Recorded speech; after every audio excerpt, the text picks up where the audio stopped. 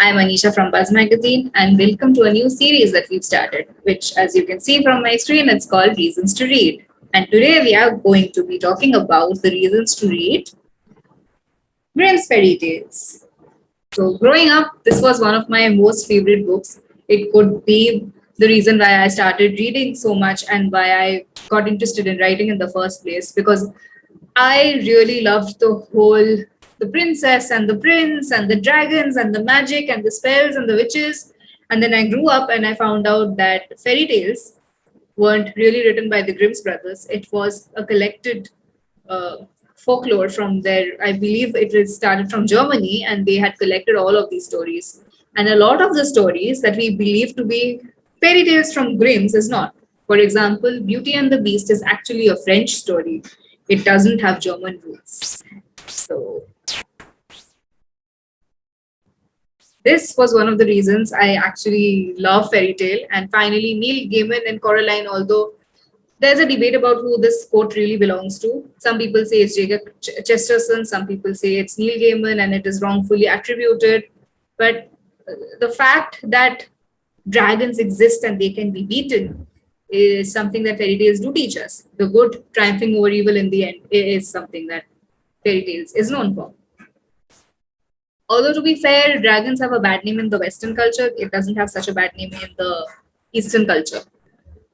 Now, coming back to Grimm's fairy tales. So, as you can see from my screen, the Grimm's brothers were academics, philologists, cultural researchers, lexicographers, and authors who together collected and published folklore during the 19th century. What this means is, like I initially said in the beginning of the video, that there is actually no proof that these stories were written by them. They were collected by them and they were put into paper so that the oral tradition finally moves into the written tradition by the Grimm brothers. But these stories, no one knows the origin of these stories. These are stories that they traveled and they heard and they collected. It's kind of like how in our culture, I believe Thakumar Jhuli is one where all the stories were collected and then written down. No one knows who the original author is to this date, as far as I know. I could be wrong. So the interesting thing that I found while I was browsing through this book and reading it is, so Cinderella is called Ashputtel in this story.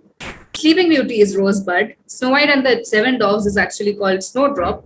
The Frog Prince is Frog Prince, and Rumpelstiltskin is Rumpelstiltskin. There are honestly way more stories than just that. It has like one whole page and another whole page and around 282 pages of stories. So it's more than just the 5 stories. But over time, as the stories, you know how stories tend to get, stories tend to take other elements from places that they have traveled.